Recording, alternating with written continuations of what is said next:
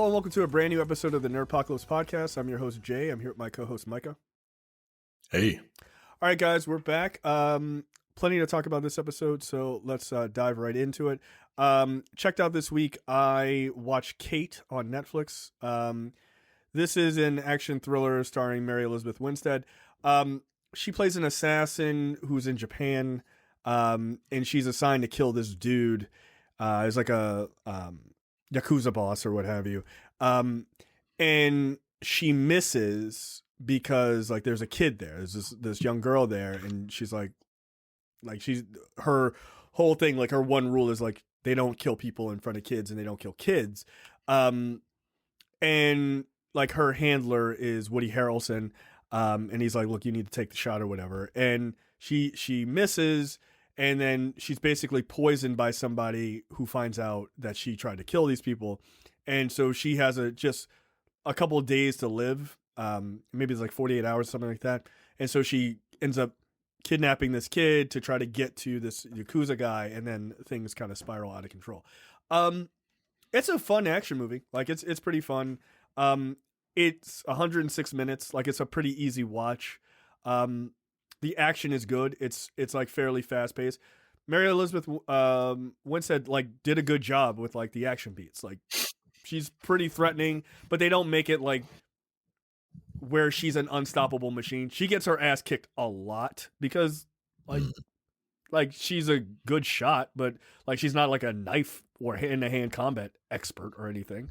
Yeah, but it's good. It's good. It takes place in Japan. Like I assume it's Tokyo. So it's got a very cool vibe to it, like sort of that like neon kind of vibe to it.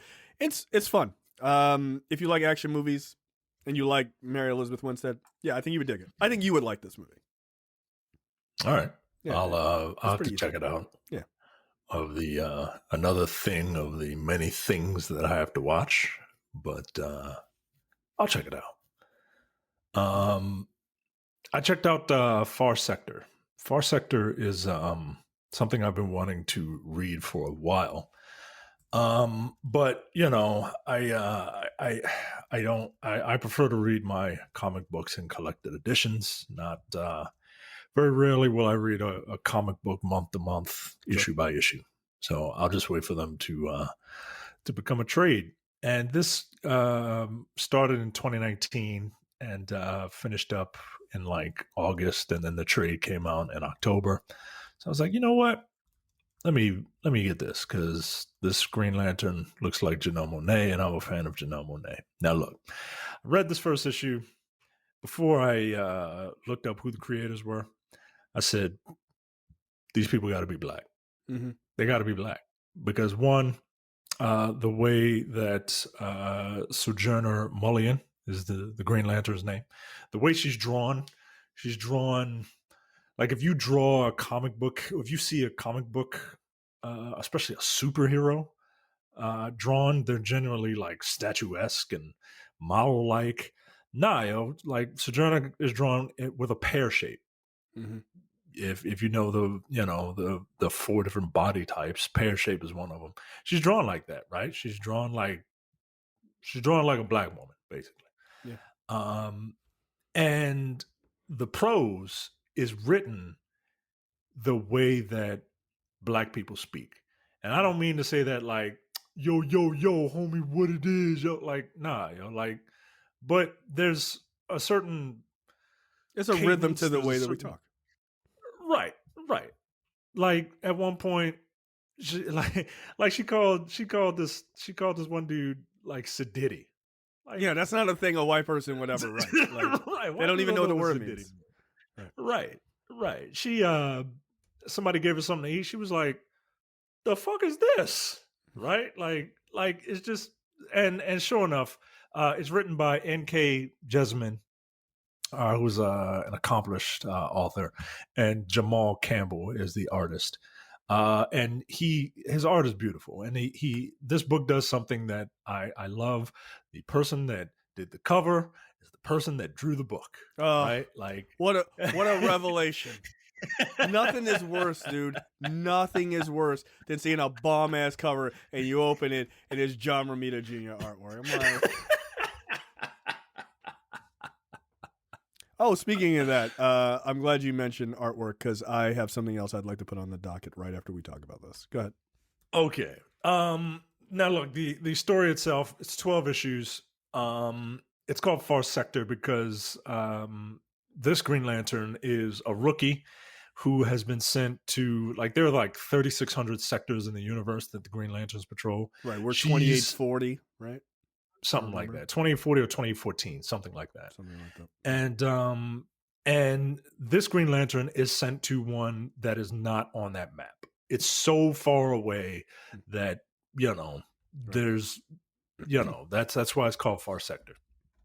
And it's like it takes place in this place called the City Enduring, which houses 20 billion people and has three different races, comprised of three different races. Mm-hmm. And everybody kind of lives in harmony because they have been coded on a genetic level to not have emotions. So think Vulcans. Okay. And everything just kind of works the way it's supposed to. But all of a sudden there's a murder. And the story is basically a murder mystery. It's a detective story. That's cool. And it's really good, man. It's really good. I really I couldn't put it down. This book is not, if you're the type of person that uses the word woke as a pejorative, then this is not for you. Oh, you mean people of color are in it, and it's like it's dealing with them. People of color are in it. They are pansexual.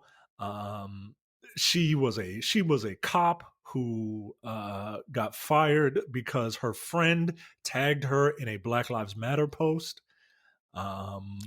She was a cop who was there when her partner beat the shit out of a dude, and she was just yo, what the fuck is going on? Like, it's really, really good. Does that feel heavy-handed, or does it feel just? I mean, it is well written, but it does the thing that science fiction does, where everything is an allegory for something else. Sure. And sometimes it's handled a little deftly. Sometimes it is beat you over the head. Mm-hmm. But that doesn't stop the story from being very good. Like, at one point, there's a voter suppression story in here. All right, so it's not. We got it. Right. Like, how many things are we putting in it? Is there an alien named like Blonald Drumpf? Like, all right, we get it.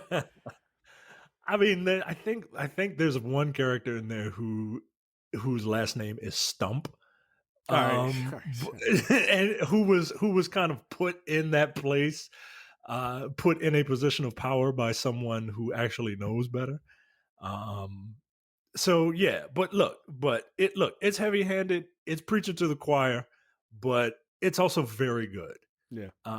And I really enjoyed it. So. If you want to support good work, go out and buy it because it's really good. All right. So I watched. This is not fair. I'm not being fair to this. So allow me to be a bit of a dick. I really, really liked Mark Millar's Super Crooks comic. Right, it's like a 4-parter. It's like a fun villains, super villain heist. Mini-series. It was really fun. Came out a number of years ago. I like the artwork. I like the story. It was dope. They definitely would have to change some things in the adaptation of it because there's some things and it's like that is socially unacceptable these days, but whatever. Okay. They adapted this on Netflix in an anime. I watched, let's be generous and say 15 seconds of it. I hate the animation style. Like, I hate it. I fucking abhor it. It's awful. And it's not because it's animation style. It's that the style they had was so good. everything doesn't have to be made into a fucking anime, right? Like if you're mad that animes are being made live action, I understand, because I don't like that everything being animated has to take on an anime style. It's not an anime. Like it's not. It's not a fucking anime at all. And I was just like, there's like two characters talking. I was like, I hate this. I hate it. I hate it. I hate it. 15 seconds. I was like, I'm done. I'm not gonna make it through. I'm not. And it's like 15 episodes. No. And that sucks because I think that would have had real potential to be quite fun. No. Mm-mm. No. I was going to watch it. I just found out it came out today. Somebody told me about it. Charlie, listener to the show. Yeah. I was going to watch it, but I've been hearing really, really good things about Arcane. Yeah, so I have to watch to. that instead. I'm going to watch that first, and then maybe I'll watch Super Crooks. All right, Mike is never going to watch Super Crooks. He's going to watch Arcane. He's going to come back next week and be like, Arcane was very good. And then I'll ask him about Super Crooks, and he'll be like, huh? Next question. Get out of here. No, the anime, I think the anime style was terrible. Like, to me. Like, look. I'm looking at images of it. It's not my favorite style. I don't like it. Yeah, I see what you mean. It looks I don't mind incomplete to me. Yeah, I don't mind it. It looks like I don't mind it. But we'll have to see. I'm looking at still images, so we'll have to see. Yeah, well, you can go ahead and click on it and find out. Like, I was no, like, I'm not gonna do that. I really liked that book. Like, I thought that book was fun. This looks terrible. Like, it does not look good to me. But again, I'm like, I don't mind. God, this is fucking. I have clips of it running right now. This looks so bad. I do not like.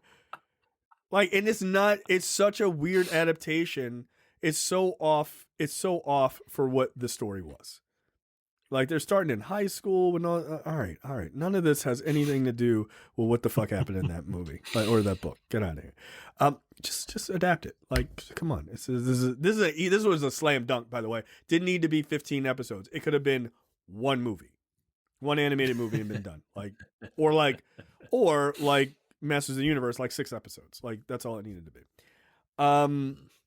You watched The French Dispatch. I'm very interested to hear your thoughts on this. Yeah, so this is a Wes Anderson movie. If you've seen a Wes Anderson movie, it's a Wes Anderson movie, right? Yep. And I enjoy Wes Anderson movies. So the plot: Arthur Howitzer Jr., the editor of the newspaper The French Dispatch, dies suddenly of a heart attack, according to the wishes expressed in his will. Publication of the newspaper is immediately suspended following one final farewell issue, in which 3 articles from past editions of the newspaper are republished, along with an obituary. So this is an anthology. And it takes... that's the overarching plot. But within the film, the film consists of the 3 news articles. And it's the telling of the situations that these articles are about. Oh, okay. That's unique for his style. Yeah. And it works well. The problem is, at least for me, the first article is the best. They're all good, but the first article for me was the one that I enjoyed the most. So that's the I don't know. I don't know how else to describe it. I really like the first one the best. Not that the other 2 weren't good; they were, but just not as good.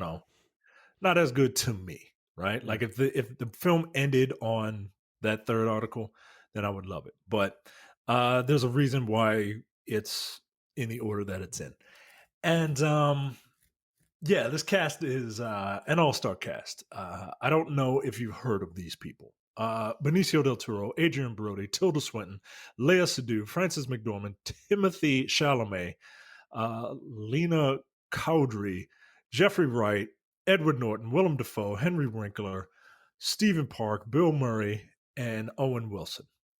Oh, of course. And narrated by Angelica Houston. So wow. Okay. We got it. You got a lot of clout in Hollywood. Good Lord. Right. I do like that Adrian Brody's getting a little bit of a comeback, like lately. I like that. We haven't been talking about Succession. I guess we'll just wait till the end of the season. Season has been Absolutely fantastic. Oh, it's fucking amazing.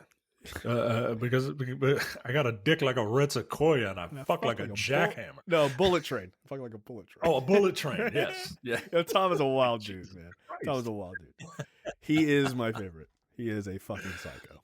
All right, that's cool. I Yeah, really, I did want to I see this. really, yeah, I really enjoyed it. It's, I mean, you don't have to rush out to the theater to see it if you know, Don't worry. if, I'm not.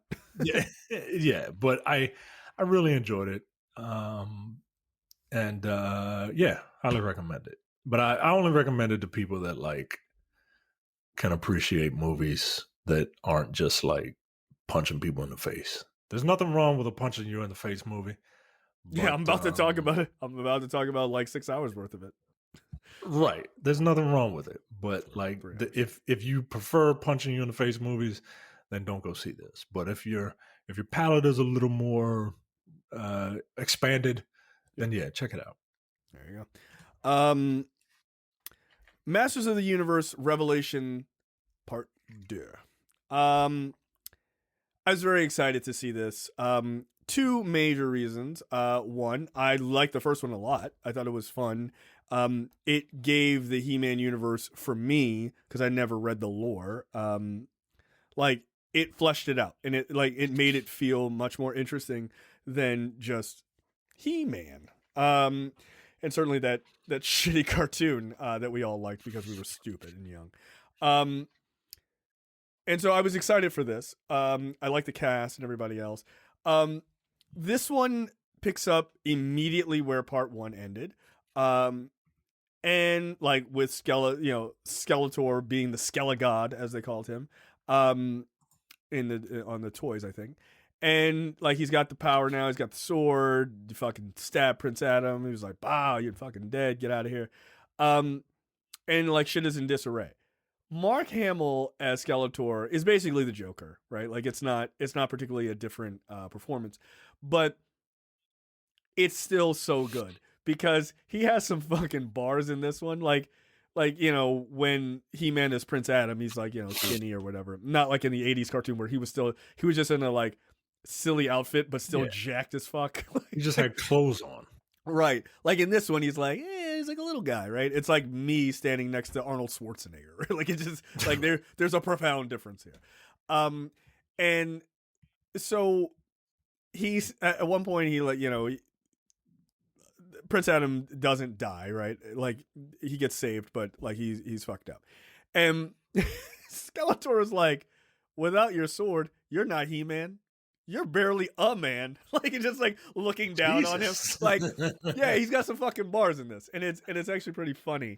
And like so then the plot sort of goes on, and you kind of find out that Prince Adam can call down the power without the sword, but the sword is what tempers him, right? So like he calls down the power, and then he's like basically like a caveman. Like he's like, oh, he's super strong and powerful that he could take on Skeletor.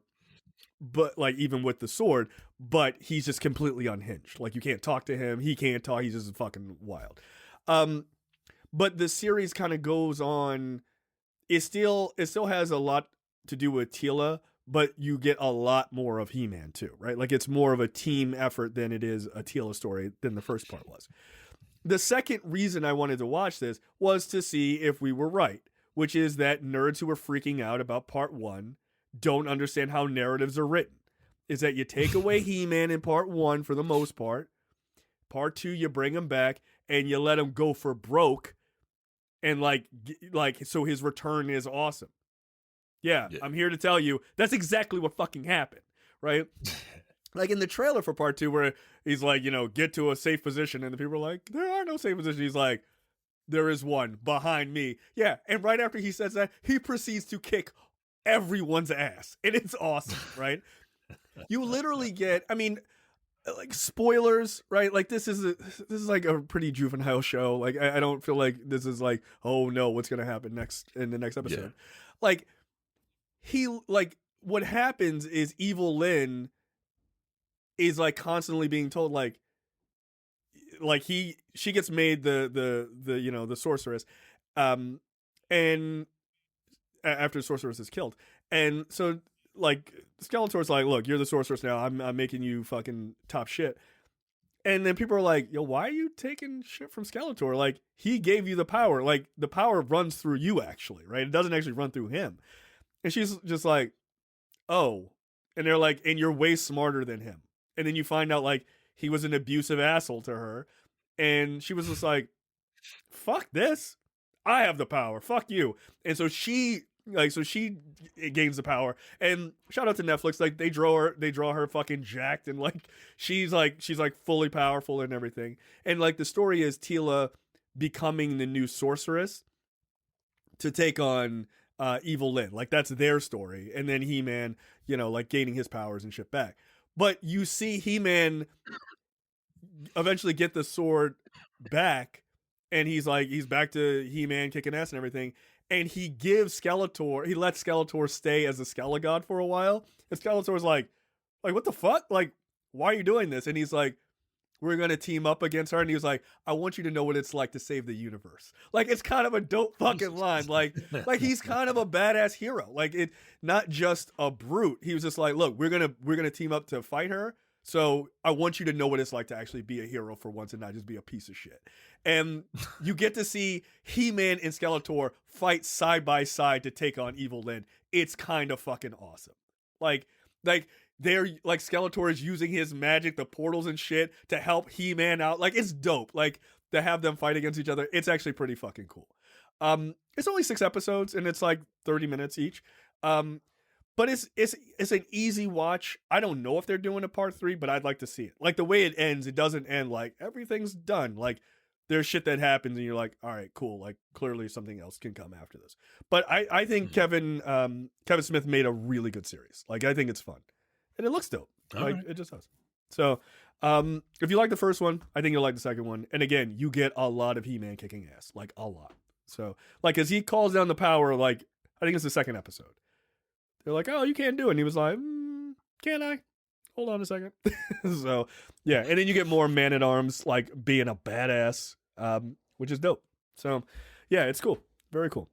And Evil Lyn does something inside that universe that might be one of the meanest things I've ever seen someone do as a villain. I was like, that's fucked up. And they don't reverse it. They like, she did it. Like, that's just what happened. That's funny. I watched 5 episodes of Cowboy Bebop. I'm not quite done. Have you finished watching it, or have you watched all of it? No. How much did you? I'm trying to get. Are you having the same issue I'm having? It's a fucking slog. All right, it's a fucking slog, and it's not because I hate anime.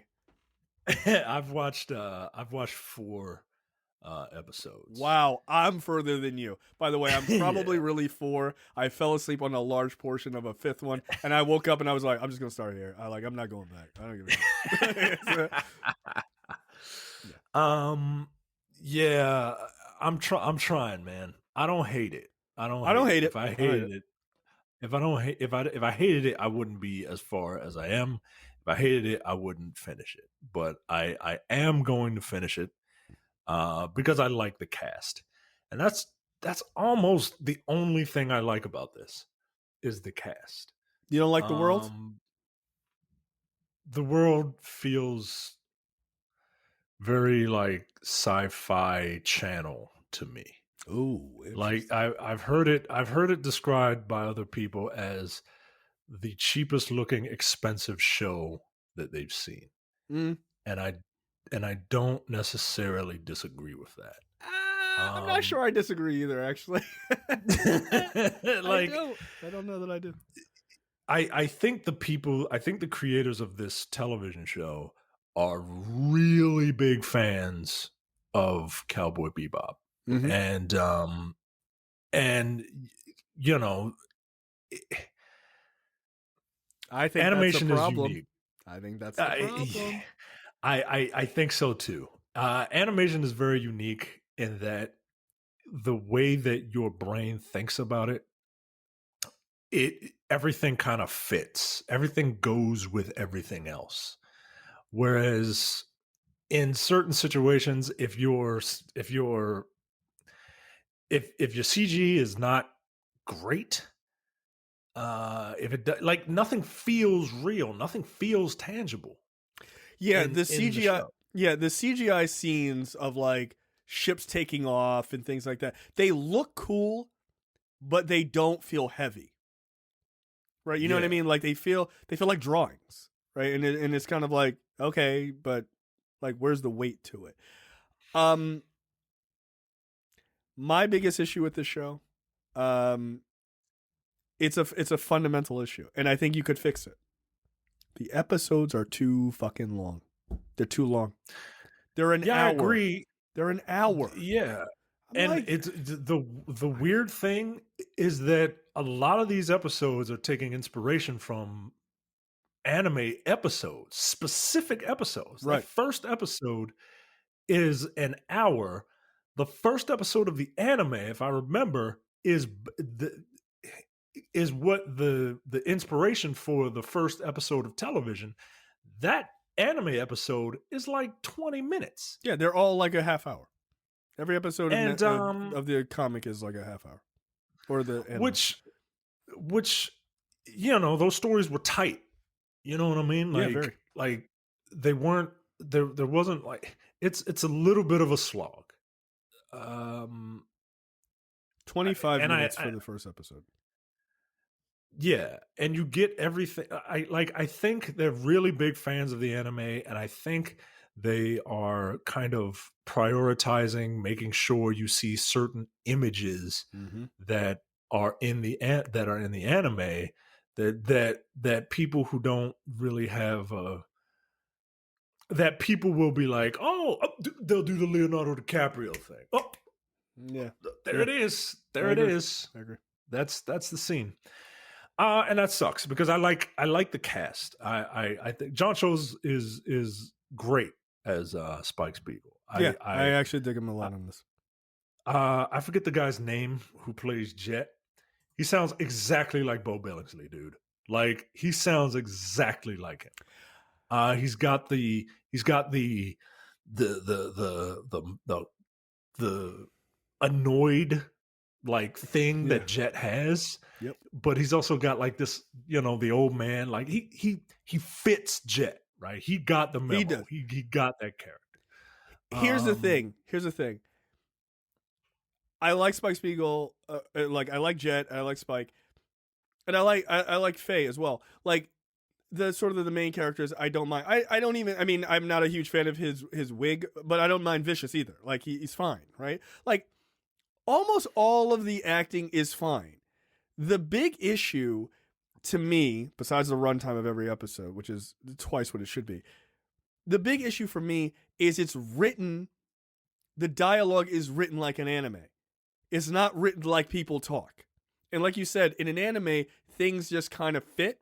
And it allows you to like fill in the blanks. Like, all right, well, like because it's like Japanese based and you're let's say you're watching the dub, like you just kind of fill in what American language sounds like. But when it's coming out of Americans' mouths, it seems stupid. Right? Like because what you're doing is you're translating Japanese to English, back to Japanese, back to English. And I'm like, there is a lot getting lost here. Like, what you should be doing is writing the stories. Like, you know what the stories that you want to tell, just write it like American dialogue, right? Like, if this was coming out of Japan, I would understand that. And I would have a different sensibility of what the characters sound like, right? Because it would be literally translated.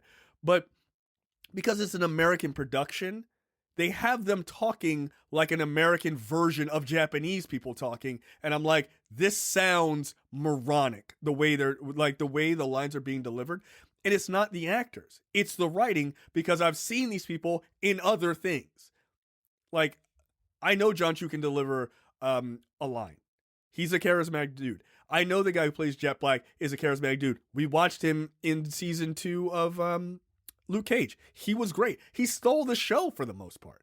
Like those guys can deliver lines. They're very good, but it's so clunky in how it's written. And I'm like, what the fuck is going on? And then I realized the language is just very stilted because it's written in an anime style.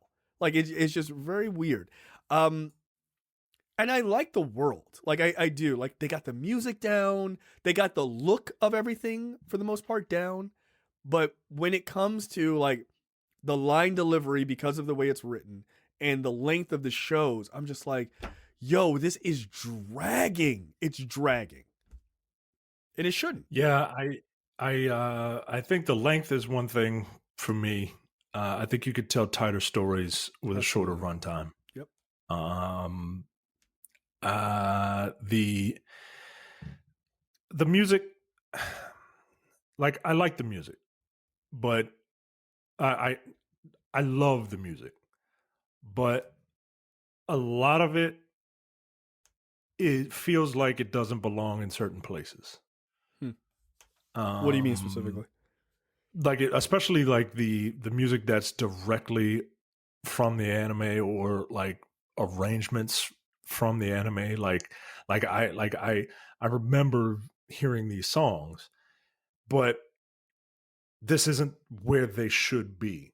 Like this song doesn't fit this scene. That happens a lot here for me. I want to like it, man. I want to love it, and I just kind of like it. I think it's fine. I think that's being generous. Yeah, I think it's fine. I think if you've never seen the anime before and you're into like sci-fi, like cyberpunk, like noir westerns, if you've never seen the anime, you'll really like this. Yep. Then go watch the anime. Yeah. But if like, and I hate to be like that fucking purist, right? But like, if you watch the anime first, you might not like this. I think that's my problem. Is I've seen the anime and I'm like, but like it's like, a tough act to follow. This feels like a Beatles cover band. Yes, the Schmeedles. Like, that's what this is. That's what this is. This is like Cowboy Bebop. Like it's just not. Like it's not hitting for me. It's not, and I don't hate it. I don't. It's not like it's the anime style that they use for Super Crooks. Like I hate that, but like I don't hate this. But like my other thing is like because of the runtime and like the title, like you said, you could write tighter stories and give it a shorter runtime. Like I think this is 10 episodes, which feels like a forever for me. Like I would take 15 episodes at 30 minutes a piece. And I think you could tell a really good first season, or even 10 episodes at 30 minutes a piece, right? One of the things is like there are two major stories going on throughout the entire series, which is, I mean, technically three, I suppose. Like Jet has a story, right? But it's not a major story. It's kind of like a C story. Spike's like ongoing issue with Vicious as he's like sort of revealing himself and they got their big, come together moment that's coming, right? And then overall, the big overarching story is that they're bounty hunters, right? And it's a monster of the week sort of thing. Well, if you make them 30 minutes, most of the episodes are monster of the week bounties. Every 3 or 4 episodes, let's say you do 15, every 3 or 4 episodes, while you sprinkle in Vicious and all the and Jet story throughout, like little things throughout those 30-minute episodes, every 3 or 4 episodes deal with directly a Vicious Spike story, right? Like that one, like Spike's like, I gotta go for a minute, and then it just only concentrates on Spike, and then the last like 5 minutes you cut back to like bring it back into the main story, right? Then 3 or 4 episodes later, you give Jet his own episode, and then you give Faye her own episode. But for the most part, keep it to Monster of the Week. The problem is they're doing that, but they're like, they gave Spike like 45 minutes, and it's like, yo, this is too long. This is too long to be away from what we want to see, which is them chasing a bunch of wackadoodle criminals. Because like when they're doing like just the regular like bounty hunting, that's actually when the show's the best. When it's trying to get into the larger, deeper story, it's boring to me. Like it gets really boring. But like when they went after the guy with the bear, fucking furry helmet shit on, in space, like that shit was fun. Like it was pretty fun. Or the dude with the red eye, they were chasing him for like 2 episodes. Like those were actually fun parts of the story. Yeah, they could. Yeah, yeah. I see what you're saying. Yeah, I think that's probably the best way to do it. Like it can't all be monster of the week. Well, I mean, it could, but like if you have a story, if you have a specific story to tell to flesh out characters, I get it. The problem is they're trying to do, like you said, they're trying to do that all in one episode. Yeah, it's too much. They're trying to have the monster of the week and character moments in the same episode. And yeah, you could just break it up. You can break it up. If it gets a second season, I'd be curious to see how they handle it. I hear Ed is in it. I was never a fan of Ed as a character. So, and Who the plays way Ed? that these actors are portraying their roles, they're doing it very well. So I'm presuming that the person playing Ed will kind of nail that character, which means I'm not looking forward to it because Ed got on my goddamn nerves. Well, I just saw a picture of Ed, so that's cool. Also, look, you got to do something with the hair, man. You got to do something with the hair. The same reason, like, John Cho doesn't have like a big fucking gigantic afro. So it doesn't work. Right, it doesn't work. And I see what they're doing with Vicious. I saw what they were trying to do with Ed. Nah, you got to tighten that shit up. Like, it doesn't have to. Your anime hair is weird, but you gotta, again, in animation, it's fine, right? Yeah. Like the hair that bangs that can defy gravity is 100% normal. But in live action, Vicious looks like he just got finished taking a shower. Yeah, it's a bit weird. And all of his hair is just like, it doesn't work. It doesn't work. And it takes me out of it. Like, that's the only reason I bring it up. It just takes me out of it. Well, he should look like Sephiroth, right? Like, you got to like lay that shit. Like, yeah, man. Like, get that dude some like Dark and Lovely or whatever white people use. I don't know. Yeah, it's not a good wig, but I don't mind that guy's acting, but like that wig is bad. Like, it's bad. So yeah, I will get through it hopefully by next week. But yeah, I don't love it. I don't hate it, but I don't love it. And you were absolutely right, by the way. You said that it's not going to be a smash hit like people think, and it is not. Not for me. There are some people who are just like they're going gaga over it, and I wish I could go gaga over it, but I'm just like, all right, I'll get around to it. I'll get around to it. I'm watching True Story with my wife. That's taking priority over Cowboy Bebop.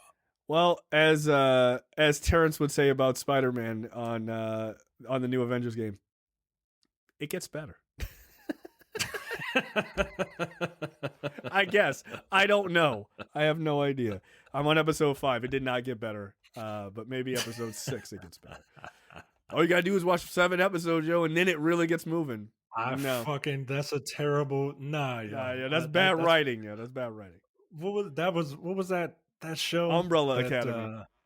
Umbrella Academy. People were like, yo, if you just get to episode 7, it's like, no, man. If you get to episode 7 of 8, then everything is great. Like, and then you'll be all in for the next season. No, I'm all out already. I'm out from season 1. No. Look, I believe you. I believe that it's very good. I'm not going to get there. Unlike Martin Luther King, I'm not going to be there with you. Like, I'm not going to make it to the mountaintop. Here is a thing that I am gaga over. First 3 episodes of Hawkeye. I am thoroughly enjoying this series. I think it is one of the better ones. I didn't think it would be. I didn't think it would be bad, but I didn't think I would enjoy it as much as I am. I think the chemistry between Hawkeye or Clint and Kate Bishop is just as good as the chemistry between Sam and Bucky in Captain America and the Winter Soldier, and that is at the crux of why this show works. JTD made the comment in our Discord, which I think is absolutely perfect, that this is basically Lethal Weapon, and Kate is Riggs and Clint is Murtaugh, and especially in the first 2 episodes, and it's just like, I'm just too old for this shit. But by the 3rd episode, their relationship is like just hitting on all cylinders. I really am enjoying this show quite a bit. What are your thoughts? It is very entertaining. If it's something light for the holiday season, I don't think this show takes itself as serious as some of the other ones, and I'm not saying that as a bad thing. This show is having fun. Yeah, it is. And I enjoy it. I enjoy it a lot. I think whenever Hawkeye is brought up, I always remember people getting kind of pissed at the first Avengers because Hawkeye was like under Loki's thrall for like 2/3 of the movie, and people were like, what about my boy Hawkeye, right? And then I remember Joss Whedon was like, "Oh, we'll make it up to you in Age of Ultron," and Age of Ultron was just kind of like, "Eh." This is the MCU making up for that. Oh, this is the Hawkeye I've been waiting for since Avengers came out. 100%. Yeah. This is it's fun. It's fun. And I was a little worried about Kate Bishop because her character is, it's a Batman archetype, right? Yeah. Rich kid, something bad happens to their parents, and now they're the best at everything they set out to do. I was a little worried about that. But I think it being, like you said, being juxtaposed by Hawkeye's like, I'm too old for this shit, but like I still have some sort of obligation to clean up this mess. I dig it. And it's nice to see him like as a person, as a character. Yeah. Especially interacting with someone outside of Natasha, because that's the only person he actually gave a shit about. Yep. And when Black Widow died in that one movie in Endgame, he was little film, could, biggest of all time. Yeah. I forget the 23. Who cares, right? That's when you saw like real fucking emotion come out. And I enjoyed that Hawkeye, and you get that in this. I'm digging it. I'm very much enjoying it. Look, my wife was like, "I'll watch it with you," and I'm like, "All right." We watched the first episode, and then I'm like, "All right, when do you want to watch this?" And she was like, "Oh, let's watch True Story." And I'm like, "All right, well, we can watch True Story, and I'm gonna watch Hawkeye by my goddamn self, because I can't wait for your ass. I gotta watch it by Thursday." Yeah. And boy, are you glad you did on that 3rd episode. Yeah. So that was an awesome action sequence. It was really fun. Let's talk spoilers a little bit, because I think we owe the people that. Look, nothing brought me more joy than to see that scene where he's like, "No, I need you to shoot this arrow high," and then it's just like he pulls that bow back, and you get that camera zoom, and it's like Pim on. I was like, "Oh shit!" I was like, "That's awesome!" And then for it to drop that huge arrow, that was so much fun. Like no one saw that coming. Like that was just a very fucking cool thing. But I like seeing Hawkeye fighting close combat with arrows, because he draws really fast, so it makes for like very cool action. Also, Echo is not to be fucked with. Like that was dope. I like the idea that we're getting a series surrounding a Native American deaf woman amputee, which is incredible. Yeah. I mean, or I don't know if she was an amputee, but like was born with. She is an amputee. She is an amputee, actually. So the actress, Yeah. So that's awesome.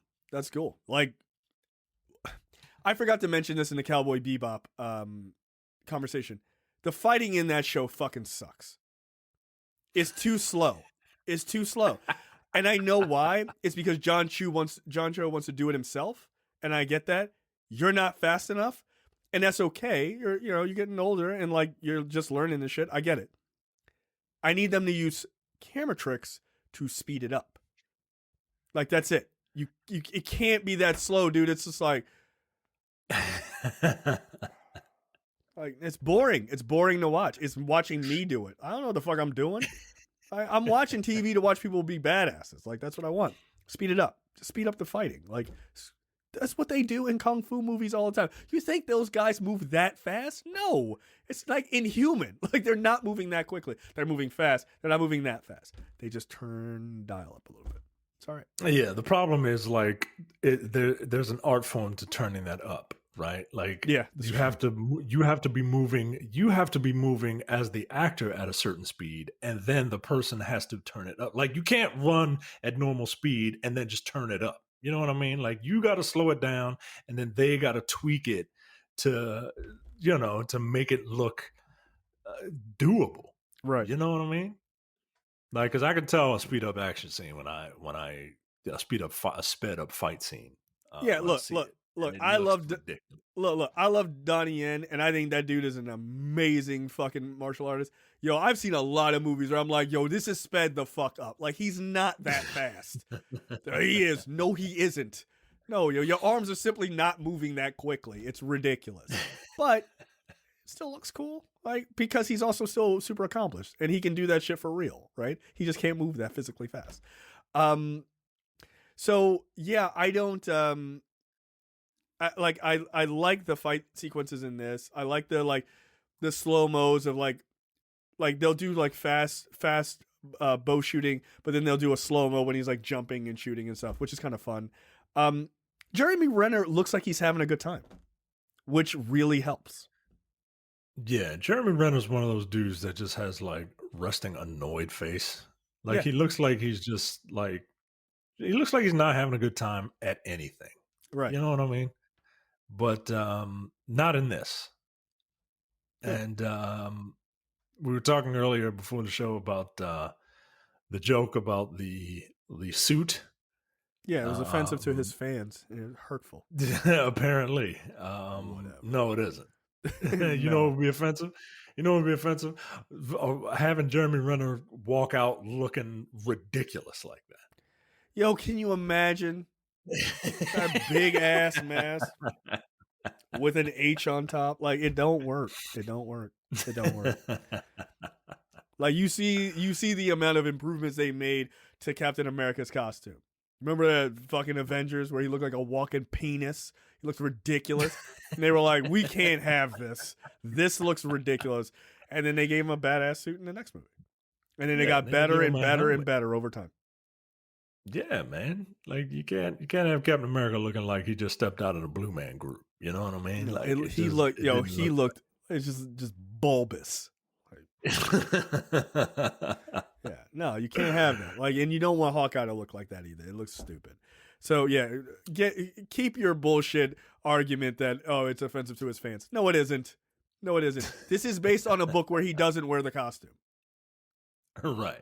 Yeah, and guess what? He's gonna wear the costume from that comic, that Matt Fraction comic, in the show. He does. So like, it's fine. Like, it looks good. They both are. Do you want to discuss the people boycotting the show? Are people boycotting it? Yeah. Oh, I hadn't heard that. So they say they're boycotting it. I don't believe them. Artist David Aja, who is the artist of the Matt Fraction run that this is taking inspiration from, he said on Twitter once, how about you pay the artists for some of the work that you are clearly inspired from. And, the look of the Hawkeye logo, the entire opening credits and end credits all kind of have that David Aja look. And people are like, oh, well, yeah, he's right. We should not watch this until Marvel pays David Aha for his work. You're full of shit. You're full of shit. You're full of shit. One, you're full of shit. Like, if you don't want to watch it, if you're boycotting it, you probably weren't going to watch it in the first place. That is correct. And if you want to watch it, you're going to watch it. Look, Second, I agree with you don't David. know what that guy's. I agree with him. I'm still gonna watch the show. Like, yeah, Like, they he should gets. get paid. That's I fine. don't necessarily think he should get paid. Because he got paid to do the job that he did as a freelance artist. That is very true. Working for a company. And I don't know that man's contract, but if that contract didn't say you get, royalties or whatever, you got paid to do a job, and now I own this, and I can do what I want with it. I mean, I agree with you. I'm not. I'm not mad if Marvel wants this. If Disney, we talked about this, right? There was a big story about this. I'm not mad if Disney's like, hey, let's kick this guy a $50,000 check. Like, whatever. What is that to them? I'm not mad at it. I'm not mad at it. They're not required to. They already paid you. Like, that's my thing. Like, I get it. I get the perspective of these movies make billions of dollars based on his stuff. But they paid you. When they gave you a check, they paid you for the intellectual property ownership of the characters that you created. They didn't dupe you. Right. Well, it didn't say anything about a TV show. Well, they weren't planning on doing a TV show then. That run came out years ago. It's probably well over 10 years old at this point. They weren't planning on a Hawkeye series. You think Marvel was planning a Hawkeye TV series? No, of course not. No fucking way. So, yeah, come on. Like, that's nonsense. Should they pay the person who created Echo? Like, come on. Like, that's silly. That's silly. Right. Like, how far does it go back? Right. Right. Like, I remember the guy who made Swordsman. I remember the creator of the Winter Soldier said something similar. Like, the Winter Soldier is using this version of the Winter Soldier. Oh, Ed Brubaker. The Winter Soldier period. Yeah. The Winter Soldier period is a very recent creation. Bucky Barnes isn't a recent creation, but the Winter Soldier is. Right. And the entire look is pulled from that. And he had a beef with it, and I get it. I 100% understand it. And I think quite frankly, I think it would be a good gesture to kind of kick out a little bit of money, but they're not required to. And it's this whole thing of it's the narrative that, like, Disney is somehow more evil than every other corporation out there, right? And I just want to see that energy for literally any other corporation. You know what, I would make the argument. I think you're 100% right, and that's not to defend Disney. It's to defend business. It's to defend like businesses that you use all the fucking time that you never give a shit about. Right? You don't keep that same energy. Spoiler alert. If you go to your job, like if you work at a job, like you work a desk job, right? And you're a secretary or an engineer or like anything where you're like sitting at a desk creating something, whether it's like, I created this like SOP, I created this like whatever, a document, or a little widget. Go look at your contract. Like your contract that you signed as an employee, like like in your employee handbook or whatever, right? Like when you become an employee of that business, that is an automatic agreement of the employee handbook. I guarantee you, it says one thing, and above all else, if you create anything using the resources of this company, it belongs to them. That's everywhere, dude. It's not just Disney. Like at my current job, that's the reason, if I create, go ahead. That's the reason Image Comics was created. Yes, a bunch of high-profile creators who worked for Marvel and Disney. They were like, "Nah, yo, I want to own my own shit." Yeah, Marvel and DC. Yeah, they were like, "I want to own my own shit," and that's fine. There's nothing wrong with that. And that's fine. But I think even Image is kind of there was some, I can't remember it off the top of my head, but I remember Image is not exactly the bastion that No. they initially thought it would be. No, But of course not. right, because it's a corporation, and corporations have to run a certain way if you care about making money. Right. Um, Well, but not to get too high on a soapbox here.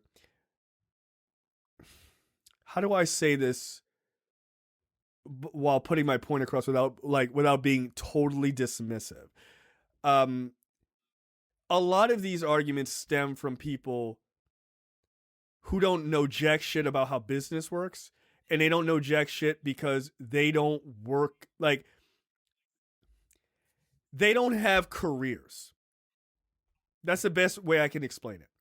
If you only work at jobs, and there is a difference, right? If you only work at a place where, like, you can easily be fired and they hire someone same day to replace you, that's a job, right? That's not a career, right? You're not like, I'm going to school, I'm working at, and that's not, I'm not trying to be offensive. I'm just saying there's a difference. Working at McDonald's is generally not considered a career. Going to school to be an engineer is considered a career, right? Like, it is. There's nothing wrong with either one of those. One is not better than the other, or one is more correct. When you generally have careers, you run into things like this, like contracts and shit like that. A lot of the people commenting have never had careers, so they don't understand. They think, well, this is unfair. It's not unfair.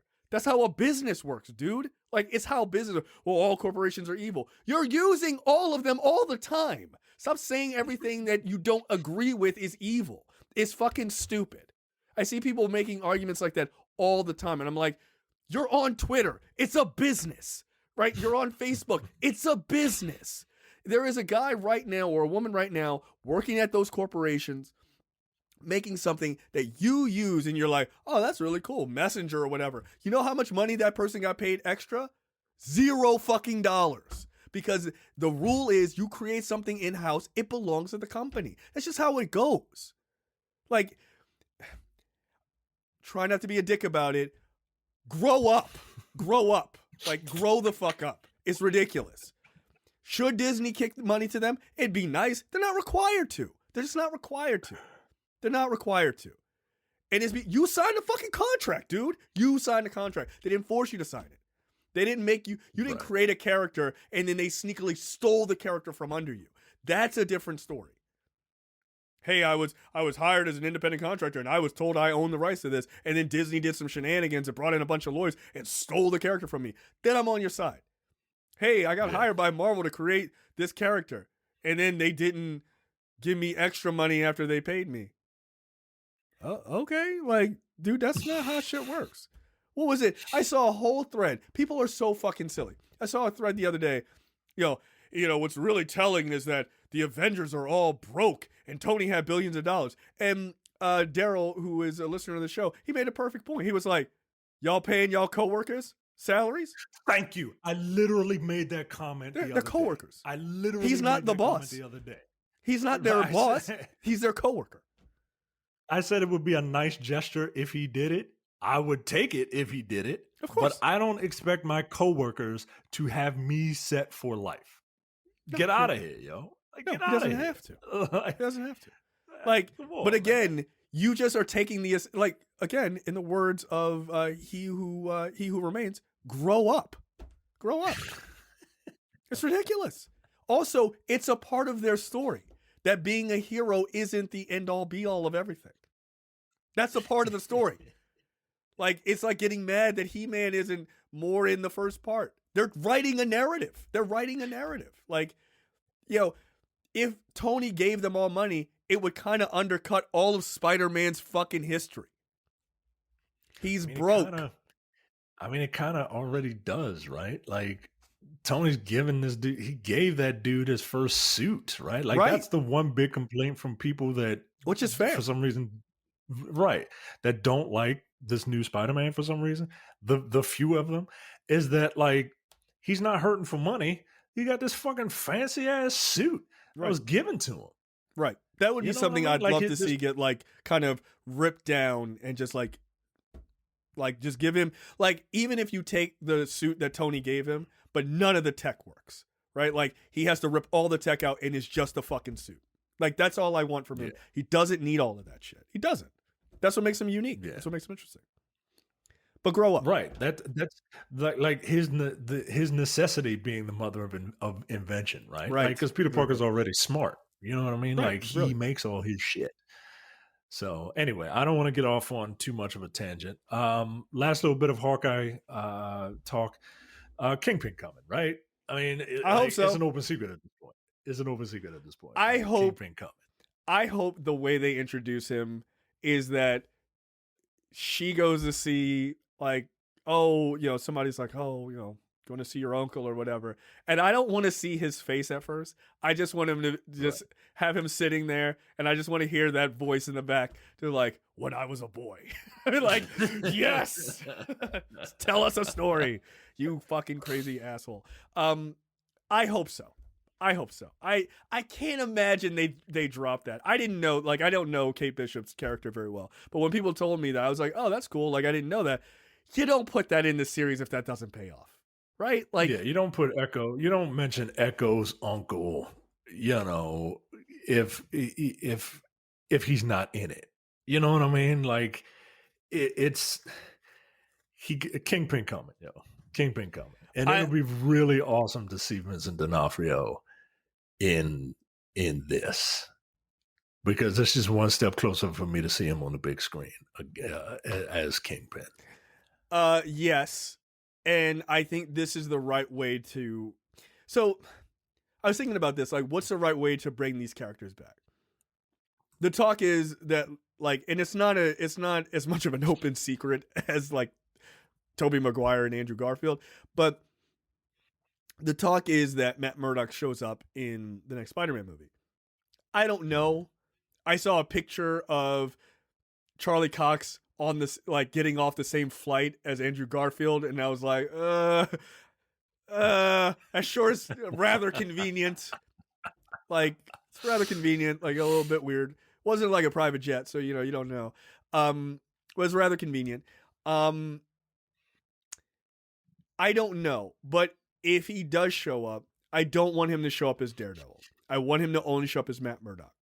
And then I want you to roll out that he's Daredevil. I think the pop that you get, it should be on the big screen, but I feel like it might work better to have him show up in the full regalia in She-Hulk. Oh yeah. I think that would make sense. But I got to tell you, I know people are a big fan. I want a redo of that costume. I do. I want a redo of that costume. I want something. I want a sleeker. I want a sleeker. Do you prefer the Ben Affleck costume over the armored look? I do. I don't want the Ben Affleck. Like, that's a little too, like, BDSM for my taste.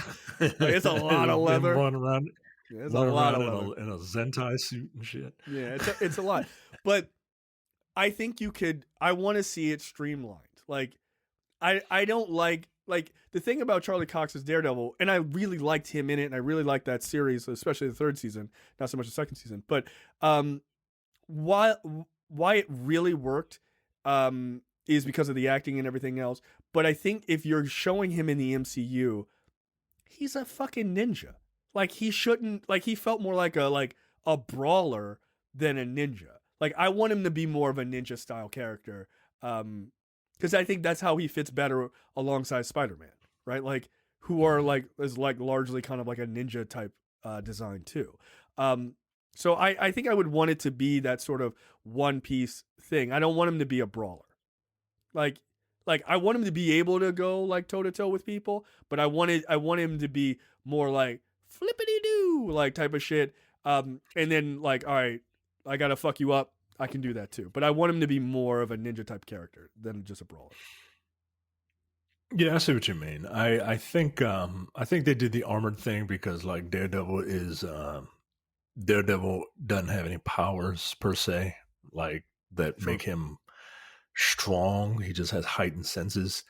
And one of the Daredevil staples is Daredevil getting his fucking ass kicked.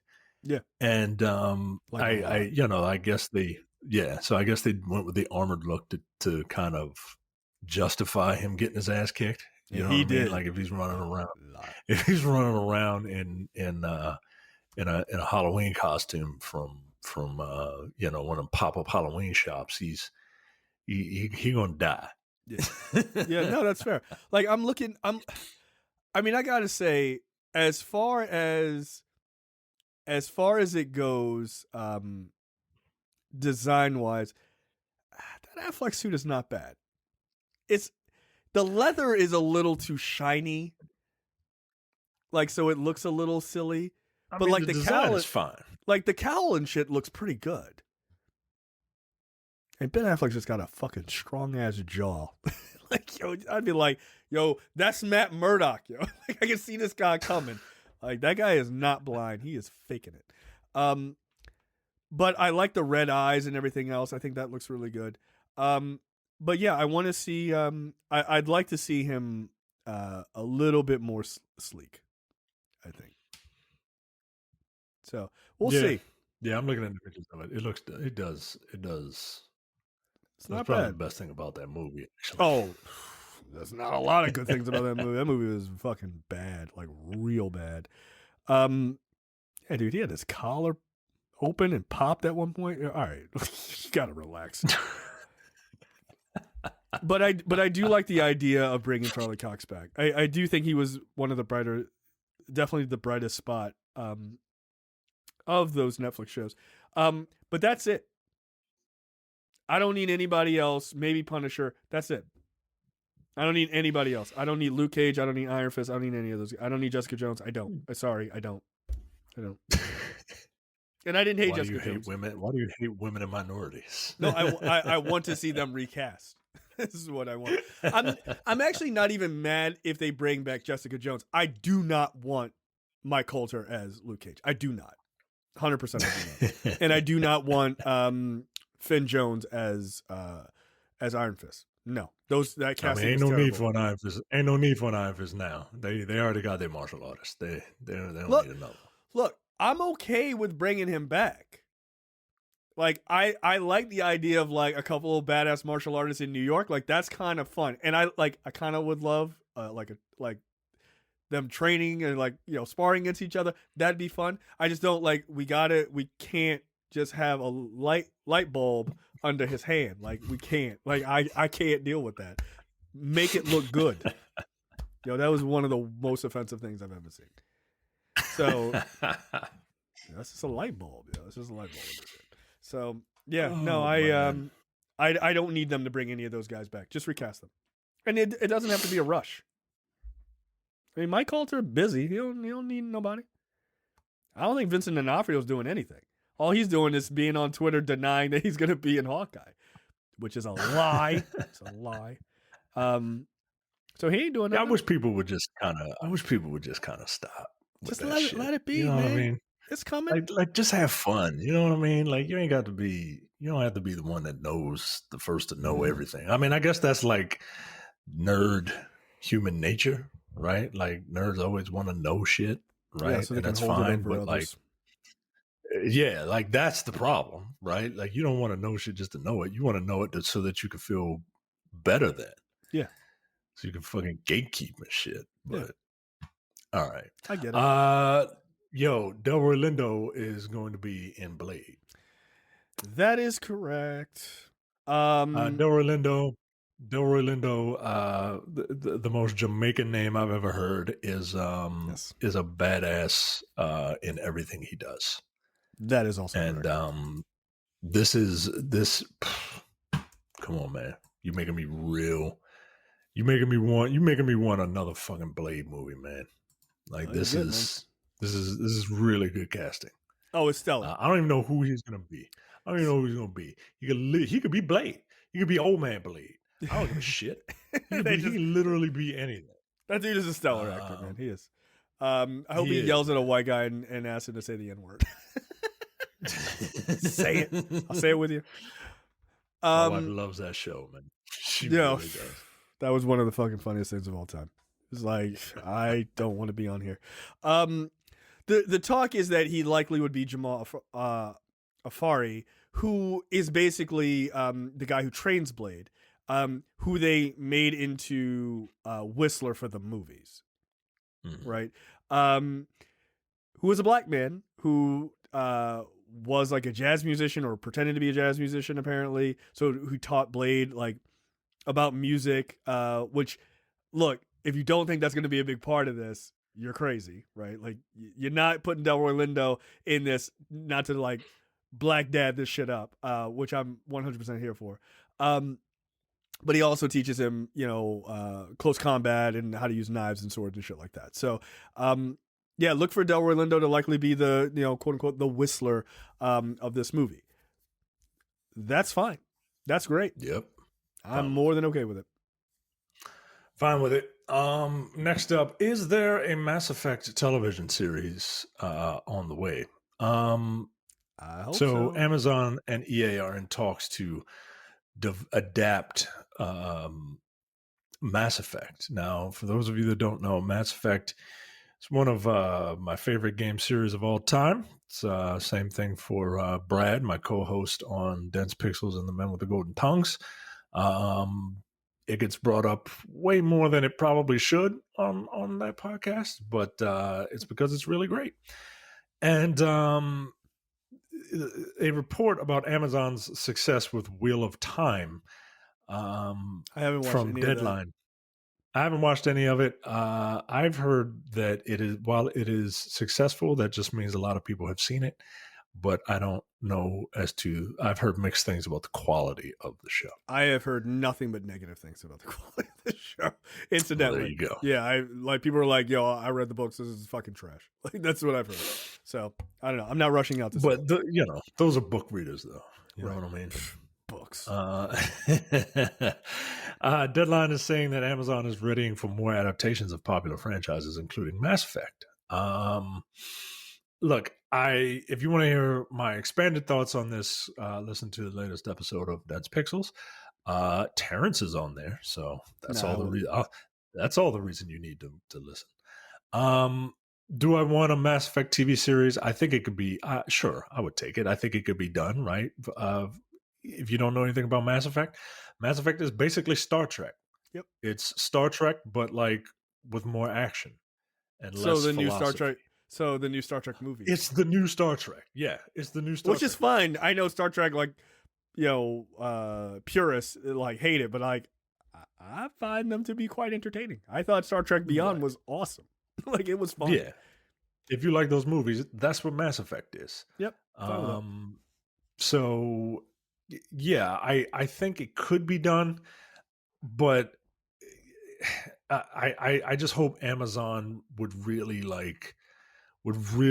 pony up some money to make this thing good.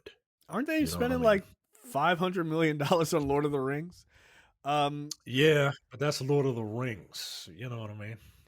Yeah, I mean, that's fair. But like, when is that coming out? Like, like that's like the great hidden project. I'd have to look and see what the budget is. I'm trying to see what the budget is for The Boys. But yeah, I would say that yes, it is very possible that this is happening, and very possible that this could be good. Like, again, you got to give it, like you said, you got to give it a good budget, because the sci-fi elements are going to require that you have some good CGI and things like that, not just bullshit. Yep. But I think if you make like if you take your time and like make the uniforms like as practical as possible, where you're not adding any CGI elements or anything like that, except for in like the fighting sequences, that could be fun. And if it's like you have an overarching story about the Mass Effect relays and all this other shit, but then you have like every week they're like going to a different planet to like Star Trek, they're going to a different planet to meet these people because there's a problem or they get trapped or something like that, and it's just like badass action moments. Yeah, dude, I mean, I'm all in for that. And the core of the show is like almost like a Farscape thing, right? Like you're dealing with the crew and how they deal with each other. Yeah, I'm more than okay with that. I think that actually could be pretty fun. And it could be like Star Trek is in a weird place right now where they're making a lot of interesting changes and like doing some interesting things. And people are very mixed about it. This could come in and eat its lunch. Yeah. So I don't know. It all depends on what they think could really work. So this is what works. Maria Hill is going to be in Secret Invasion. I mean, that works for me. Colby Smulders is coming back. She's going to be here, and it's been confirmed that she's going to be in Secret Invasion. Look, okay, I'm fine with it. Yeah. Maria Hill is a Skrull who is actually Mephisto. Think about it. Calling it. Wow. So Mephisto is all of the Skrulls. Got it. That makes total sense. Yes, Mephisto is all of the Skrulls. Yeah. Mephisto is the super Skrull of the Skrulls. Clit? Clert? Clert. I know it's Clert. Nobody can find Clit. Nobody knows where he is. Doesn't exist. That's a thing made up by women to make fun of us. It's a myth. It's a myth. They say the Clit is somewhere in a canoe, but no one can seem to find it. Yeah. No boat. Last for me, Academy Award-winning actor Nicolas Cage to star as. It does not say that. It should say it. Academy Award winning actor Nicolas Cage is set to star as Dracula in Universal monster movie Renfield. Nicolas Cage versus Nicholas Hoult. Yes. Nicolas Cage and Nicholas Hoult as Dracula's titular henchman. Look. There's a Nick Cage movie that's out that I have to watch. I think it's called like something like Prisoners of Ghostland. Yeah. I'm going to try and watch. I heard it's ridiculous. Yeah, buddy. I'm going to try and watch that for the show next week. Okay. Very much looking forward to it.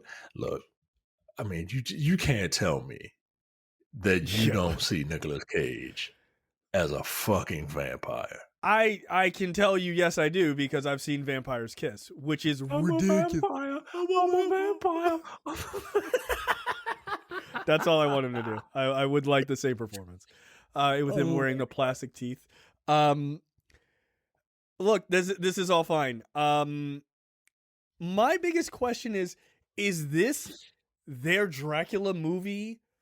For like, are they doing the monster? Like, are they doing this? And this is the one? Oh, because that's. I hope so. Now, here's the thing. I didn't finish it, and I need to. I started watching Pig. If it's an understated performance with some like really like cool moments, I think it could super work. But I need that Nicolas Cage. Like, I need whoever the director is to be like, you gotta relax. And then like in certain scenes like go crazy. I'm okay with that. But it can't be the Rotter's gonna come out. He's gonna give it to whoever's got it coming. Like it can't be that Nicolas Cage. It can't be. Like it can't be Spirit of Vengeance Nicolas Cage. Like it can't. But if it's understated, I could see it working. I mean, the man is an Academy Award winner. For God's sake, he's an Academy Award-winning actor, one of the hardest-working men in Hollywood. You know what? That is true. He has a lot of debt. There's a lot of debt. Yeah. So that's it for me. They're making another Zorro movie, and the idea is terrible. Yo, okay, this is the first time I'm seeing this. What? Thanks. I hate it. Why can't we just get a Mexican person? Doesn't have to be a man. I don't really give a shit. It could be a woman. Give him the fucking hat.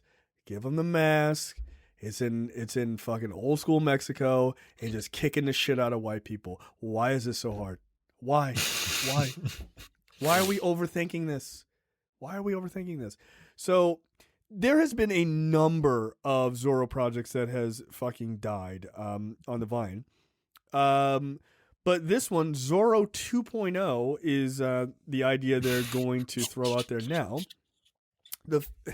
And let me read the synopsis.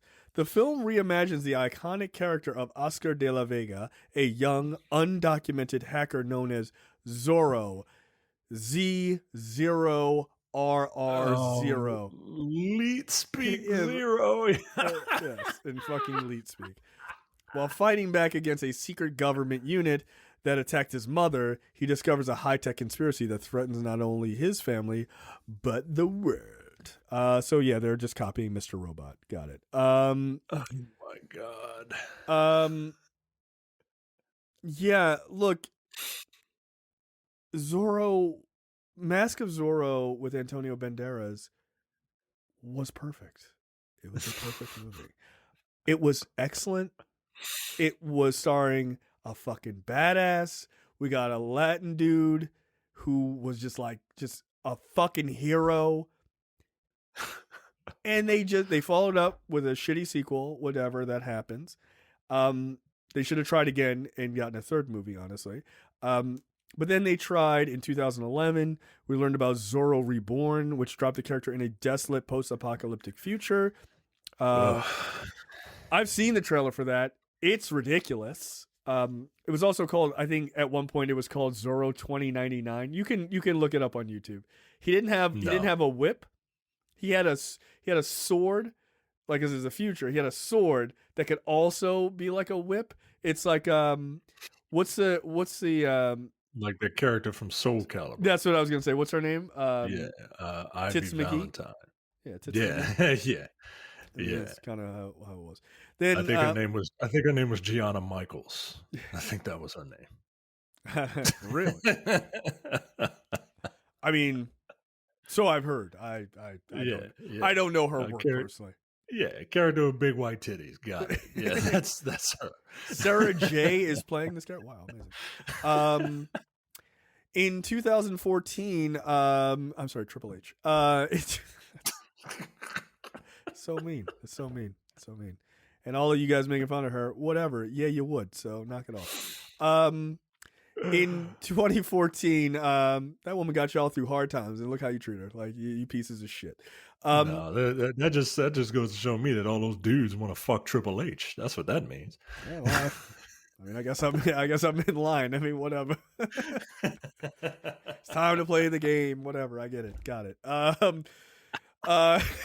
In 2014, there was talk of a gritty reboot of Zorro that would use The Dark Knight as inspiration. Unnecessary. 2016 brought the word of a movie called Z, a new take on Zorro, from Gravity writer Jonas Caron. That would have been kind of cool. While this was an entirely separate idea from Zorro Reborn, Z was also going to be set in the future. Later in 2016, it was revealed that Gail Garcia Bernal would play the new Zorro with Kirstie Clemens also attached. But that didn't happen. And then perhaps the most surprising of all the news was 2019 when Quentin Tarantino and Gerard Carmichael would team up for Django Zorro, which would have Zorro working alongside Django for Tarantino's Django Unchained. A word about the project evaporated almost as soon as it was announced. To me, that's the move.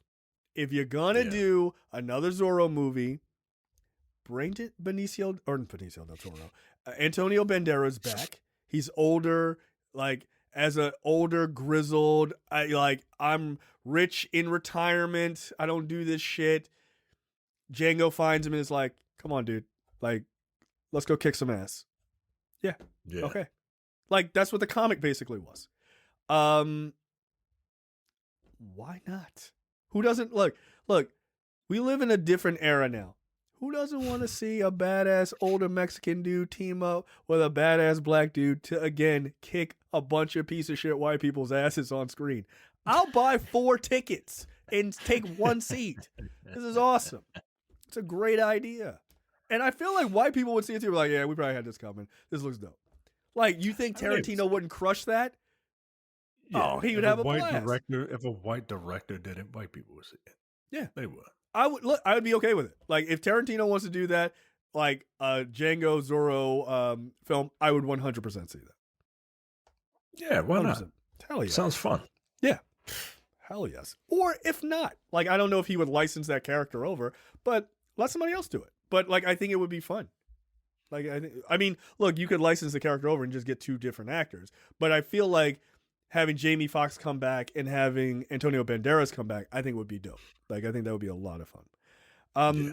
And then finally, recently last year, we learned that Robert Rodriguez was developing a TV series about a female Zorro, a character named Sola Dominguez, described as an underground artist who fights for social justice as a contemporary version of the mythical Zorro. Her life is threatened by several criminal organizations after she exposes them. Can we just make a Zorro fucking movie? I don't care if it's a woman. Just make them Mexican and put it in old Mexico. That's it. Put the sepia tone over it and go to work. Like, stop overcomplicating this. It's Zorro. It's like one of the oldest fucking properties. It's a dude in a hat with a mask. That's it. Yeah, it's Mexican Batman. Yes, Mexican Robin Hood. Like it's not hard. Incidentally, Batman is inspired by Zorro. Like, hello. Like, what the fuck? Yes, it is. I mean, it's weird to say it's Mexican Batman. It's like Batman is just white Zorro, but like, whatever. It's fine. Come on, man. Like, you're overthinking this. Like, you're just overthinking it. Like, again, he's got a sword. He's got a whip. He's got a shitty mask and a fucking, like, cool hat. Classics are classics for a reason, right? Like, you don't play opera on an accordion. You know what I mean? Right. Like, it just... Or in this case, an electric guitar. Like, what the fuck, man? Oh, let's make him a hacker. No. What's the action part? Him running? Right. I was about to say, what is he gonna... Like, what's he gonna do? Like, is he gonna, like... Took down your FTP server. All right. Like, is he gonna hack from the rich and give it to the poor? Probably. And don't call it Zorro 2.0. I would rather you just call it Zorro in that leet speak than call it Zorro 2.0. Yeah, because unless you're saying that the original Zorro existed and this person is inspired by that Zorro, which is equally still lame, because again, Zorro is an action character. What is this character's action going to be? I saw Black Hat with Chris Hemsworth where he was a hacker. It was bad. Oh, look, he can do an action moment. No, he can't. No, he can't. Stop. A gigantic hacker. Yeah, like your hands are too big, yo. You need a giant keyboard. Get out of here. No, this sounds like a terrible idea. I hate it. I hate it. You're overcomplicating this. Like you just are. It's not that difficult. Zorro is a great character. Just make a fucking Zorro movie. Next up, speaking of things I hate Kevin Spacey. He is a pedophile. House of Cards producer wins $31 million in arbitration against that murdering psychopath, Kevin Spacey. He had those people killed, by the way. Like three out of the 4 people who accused him of sexually abusing them, they all died. Like, weirdly. Oh yeah. No, Kevin Spacey hires hitmen. Allegedly. Sprinkle allegedly on this. Allegedly. But no, dude. Like, no, he did that shit. Allegedly. But he did. Allegedly. An arbitrator has ordered Kevin Spacey and his companies to pay nearly $31 million to MRC, the production company behind House of Cards, after finding that Spacey breached his contract by violating the company's sexual harassment policy. MRC severed its relationship with Spacey and scrapped a season of the show in 2017 after multiple people came forward to allege a pattern of sexual predatory conduct. Yeah, that makes sense. They should have won that. That's super easy. It's a fucking slam dunk. So good. I'm glad they're having to pay that. Because thanks to his bullshit, he ruined House of Cards. Ruined it. You ruined it. I mean, that's the only thing that really matters, right? Yeah, my entertainment. He ruined my TV show. I mean, did he ruin the lives of those people that he had definitely fucking murdered? Yeah, I mean, I guess. But also, he ruined House of Cards, which I really loved. Again, priorities. No, but that guy should be thrown under the jail. Like, my question is, why isn't he arrested? Why isn't he in prison? Because he's rich. So that's a problem. Take all of his money. Here's some shocking news. Amy Pascal says, we're not going to throw away the goose that laid the golden eggs. Turns out, according to Amy Pascal, while Sony is very happy with keeping their relationship going with Marvel, they will be making 3 more Spider-Man movies that will release after No Way Home with Tom Holland. Yeah. Like, of course. What the fuck? What are they, out of their minds otherwise?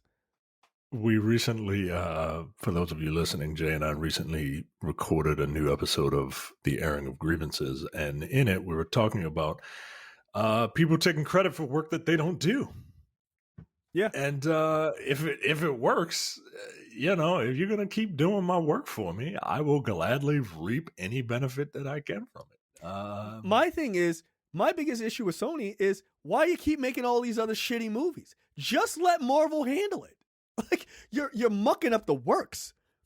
Like, well, I'm sure that Marvel doesn't necessarily want to do villain-based movies or movies based on one of their characters' rogues gallery. I don't know why. I don't know why. No, I know why they're doing it, because one, they need to.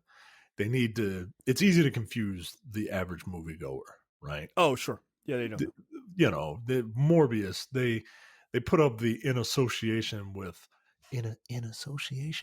Marvel, Yeah, right? exactly. And then people think, oh, it's a Marvel movie, I'll go see it, right?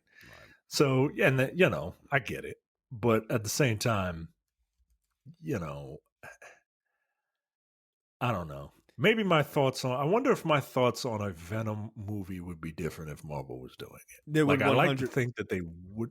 I like to think that they wouldn't, because I still don't think it's a good idea to have a Venom solo movie, at least not without Spider-Man. But I don't know. Maybe they would. I doubt it. I seem to have an opportunity to watch Venom Let There Be Carnage, and I don't know what I want to do with that information. Have at it. You gotta watch it now. You gotta tell me about it. Yo. If you tell me that movie is good, I won't watch it. Because I'll be lying. Because I'll be lying to you. I'll 100% be lying to you. Like, nah, it was real good. Like, no, turn your camera on so I can see your face. Nah, we doing it on the phone. It's real good. Go watch it. Like, nah, don't do that. It's bullshit.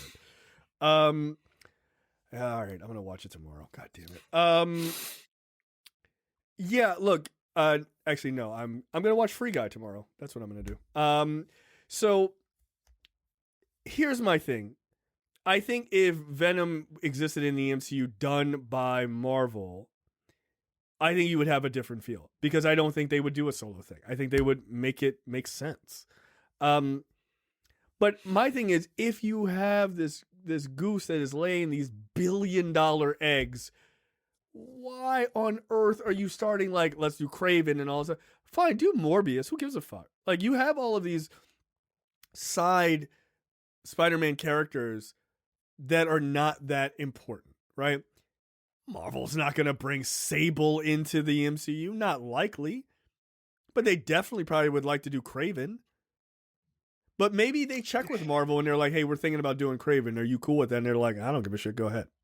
No, I don't think they check with them. I don't think they check with them at all. No, because one, they don't have to, right? No, like they still own the rights to the. From their perspective, they're doing us and the movie-going public and Marvel a favor. Sure. And right, sure, okay, whatever. I'm doing all the work and you're getting all the money for it. All right, whatever. No, they're not getting all the money. Not anymore. No, not all the money, but they're getting way more cash than they deserve. Yeah, right? 60. They get 65%.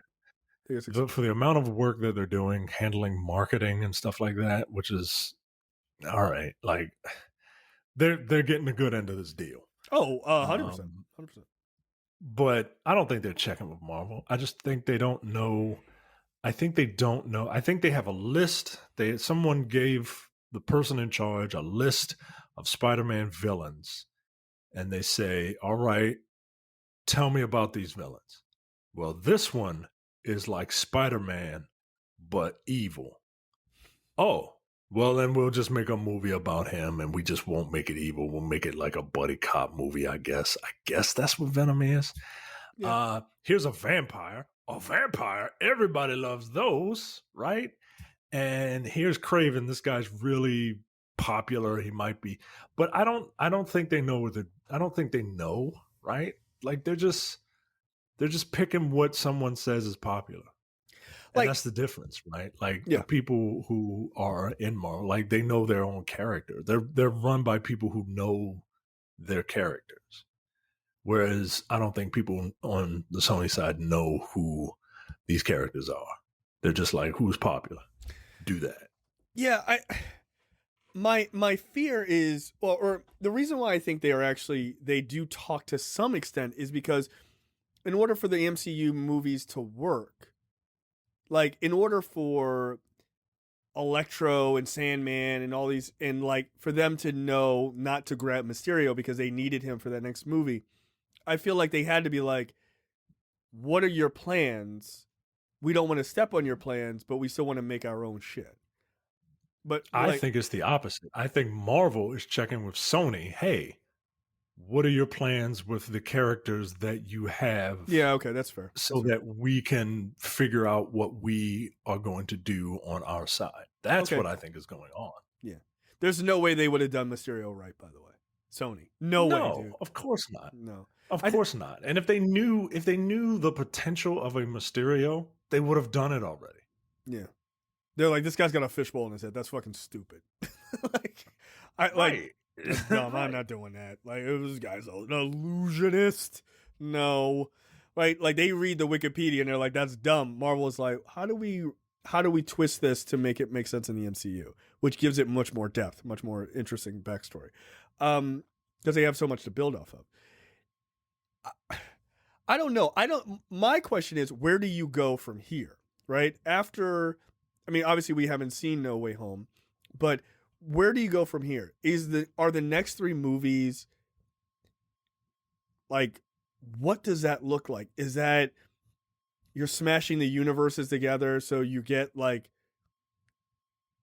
Miles and like I think Andrew Garfield and Tobey Maguire, that's a one-time thing. That's a one-shot thing. You're never seeing them again, right?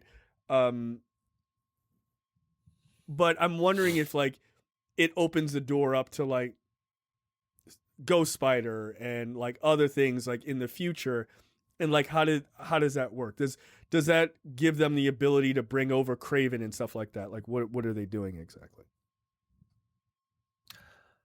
I don't know. I feel like this is going to be more of them saying, "Hey, we've got our movies that have your characters in them, and we want to see those characters in the MCU because the MCU is popular. We have Spider-Man's most popular villains." Right. I think that's the way it's going to go. I think you're going to see more Sony bleeding into Marvel than Marvel bleeding into Sony, right? Like I don't see. Of course, you could see Spider-Man show up. I wouldn't be surprised if Spider-Man shows up in one of these villains movies or whatever. But yeah. But I think you're not gonna see any other MCU character show up in a Sony. Yeah, you're not gonna see that. I think you will see the other way around. Yeah, I think it's a one-way mirror, right? Like Spider-Man goes into their world, but I don't think outside of No Way Home, I don't see it likely that they come the other way because there's too much bullshit that Sony does that would poison that, right? Like they don't do well in writing. So I don't see Marvel allowing that.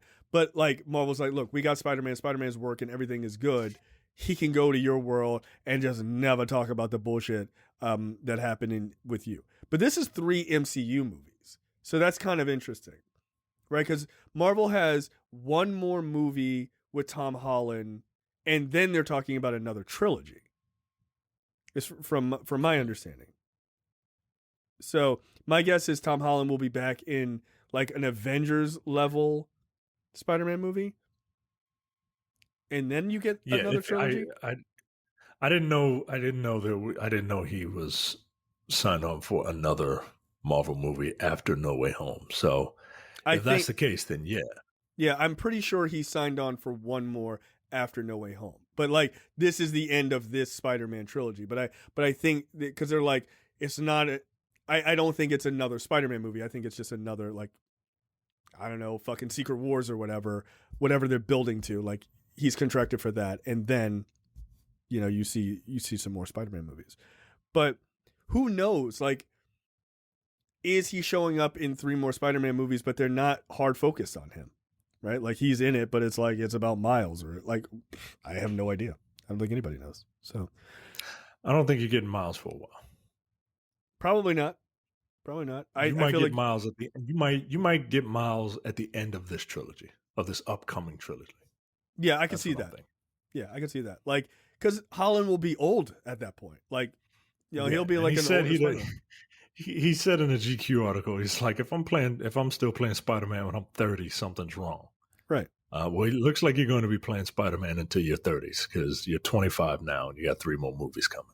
Yeah, and that's okay. Like I want to see an older Peter Parker. Like we've never seen. I would love to see an older Peter Parker. There's so much you can mine from it. Yeah.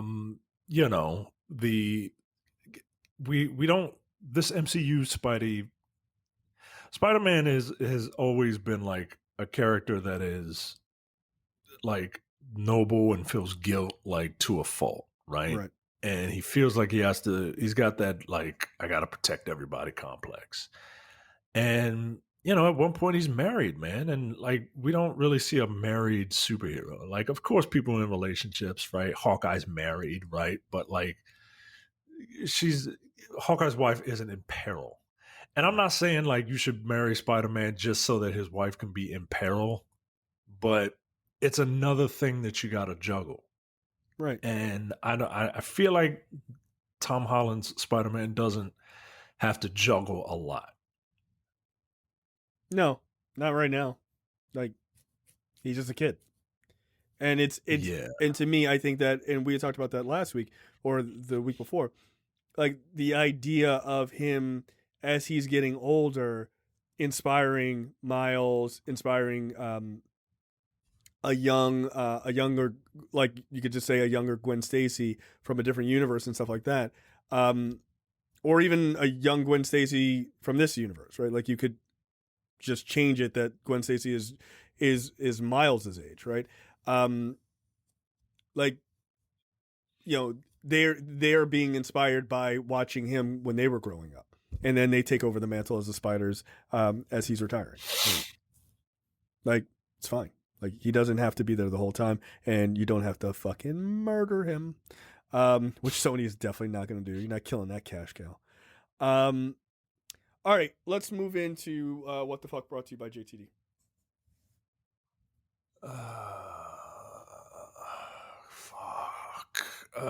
Rat King caught on camera. Extremely rare phenomenon signals impending plague. An extremely rare Rat King omen, which is said to indicate an impending plague, has been discovered. So it's like a disgusting Groundhog Day? The bad omen was discovered in this place in a chicken coop and is one of 60 cases in close to 500 years. This person discovered 13 rats clumped together among his mother's chickens. Recounting the gruesome tale, this person said his mother had made the discovery and had phoned her son.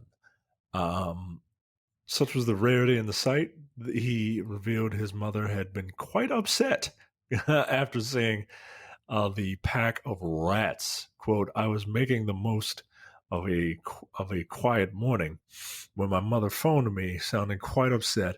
She had gone to feed the birds in the chicken coop, saw a bunch of rats. All right. All right. Ooh, okay. Rat King. That feels like Australia. Estonia. Yeah. Nope, I'm not clicking on that story. Yeah, nah, yo, I don't. I was driving to work one day, last week, and I saw a rat, and and I was like, "Oh, is that a rat?" Like, because it was that big, right? That I saw it from my car all the way on the sidewalk, right? Right. And I swear to God, dude, that fucking rat must have jumped like 4 feet in the air to climb on a ledge. And I was just like, "Yo, I can't fucking take that, yo." Like, yeah, you got to go. No, I don't know if I can go to work today. No, I don't want that rat. What just strolling into the parking garage and try to jack me for my car and shit. Get out! Like, all right. You got it. No, I'm repulsed by those things. Get out of here. Get out of here with your rat king ass. Our local roller derby team, I believe, are the Rats. God damn it! Yeah, have you ever seen Baltimore roller derby team? No, I have not. Those chicks are fucking brutal, man. I've seen roller derby, so I can only imagine. Yeah, like, especially if they choose to call themselves the Baltimore Rats. Yeah, I believe that is like their logo is a rat, at least, which is pretty gross. My story is more sad than anything. Activists hold small dong march to end shaming of tiny penises. Yeah, shut up. This is sad. But what I will say is, it's cool to see the main float feature Cam. He seems very happy. So that's cool. Good for him. You made it, little buddy. Guy's holding a sign that says Jesus had a small dong. Another guy saying all dongs go to heaven. And all dongs are equal. That's something a small donged gentleman would say. No small dongs matter sign. I don't see that. I did see one that says keep small and carry dong. That's funny. That's good. That's good. At least that's clever. That's clever. It's even got the little queen crown on the top. It's not the size of the protest. It's what you do with it. Oh, great. This is a New York Post. Great. Excellent. Dozens of men hit the streets for the small dong march, seeking to end the so-called shame associated with having an undersized penis. The demonstration took place Saturday in this place. San Francisco. Close. Los Angeles, downtown LA. Some people are embarrassed to show up. If you have a small dong, the truth will come out. That's funny. What are you doing? So own that truth. The organizers pleaded while promoting the penis protests on Twitter. Activists assembled in the area at 10 a.m., although the length and girth of the march wasn't publicized online. Yo, I hate the Post. My dong is not a choking hazard is one of the signs. Jesus Christ. Others held up homemade posters claiming Jesus Christ and Tucker Carlson both had small penises. Unsurprisingly, several signs were crude in nature, including one which read, "My dong is not a choking hazard." There is a guy holding a sign that says, "There's nothing wrong with having a small dong." For you.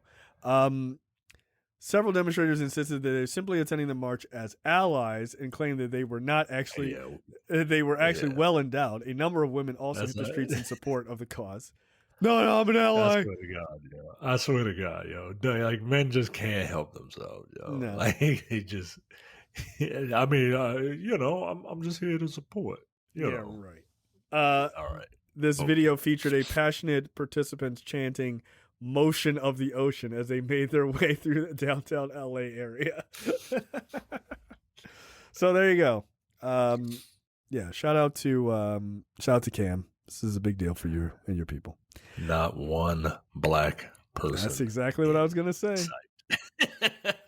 Yo, there's a woman with her son on her shoulders holding a sign that says "Small dongs are people too." White people are wild. Yeah, that must be nice to just not have any fucking problems ever. Yeah, that you can just make up shit.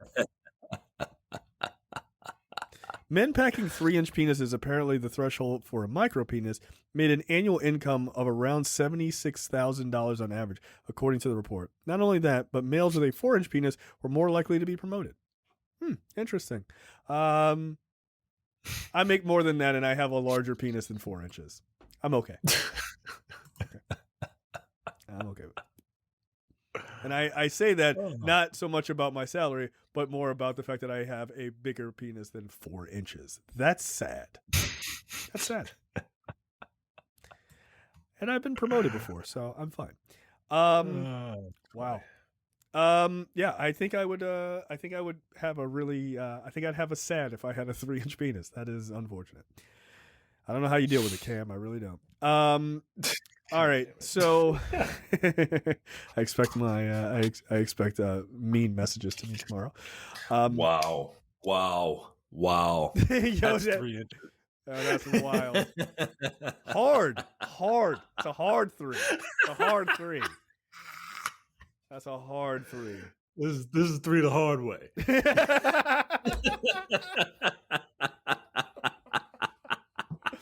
Oh, that's a show title. That's funny. Oh shit. That's sad. 4. 4. Wow.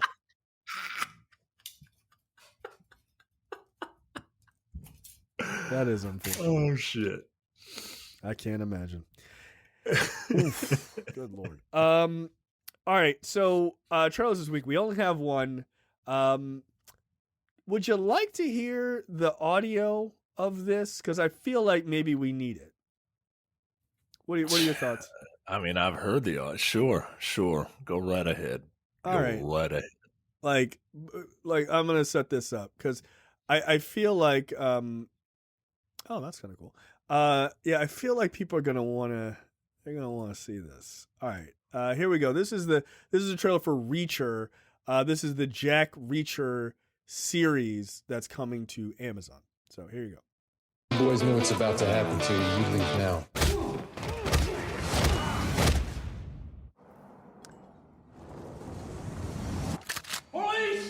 You know what? I'm gonna. Jack Reacher, parents deceased, retired Army. Bronze Star, Silver Star.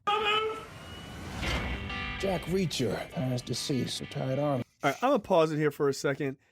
This is the guy who plays Dove from Titans, like Hawk and Dove, or he plays Hawk. Excuse me. He's not a very good actor. No shit. Yeah, I've never seen him in Titans, but looking at this, I'm just like, wow.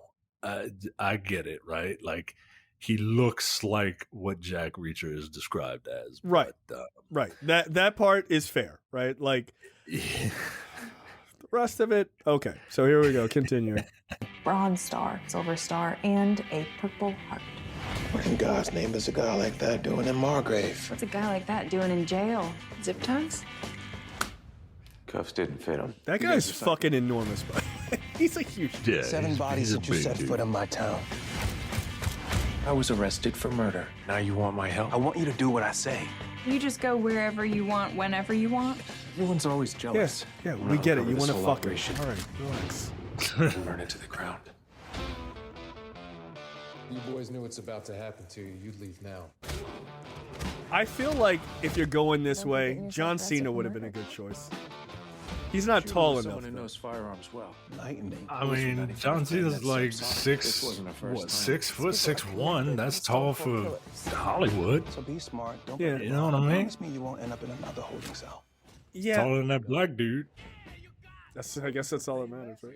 That's all it really matters. You need to put like the average height of a man is like 5'8", 5'9". If you It's put somebody 5'9". 6 foot, The average is 5'9".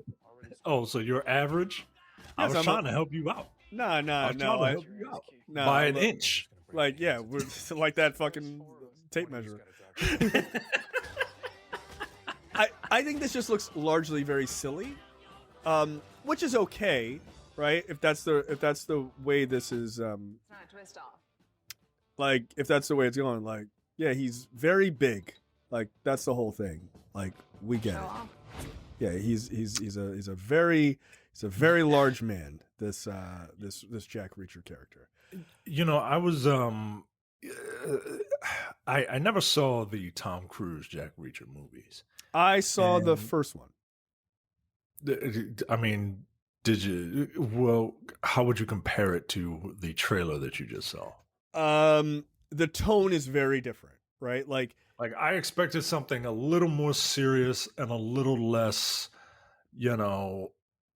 8 p.m. on TBS. yeah, it does have that feel to it. It does. I'll say this. The Jack Reacher movies took it a little bit more serious. There's some like sort of light-ish moments, but overall it's much more serious.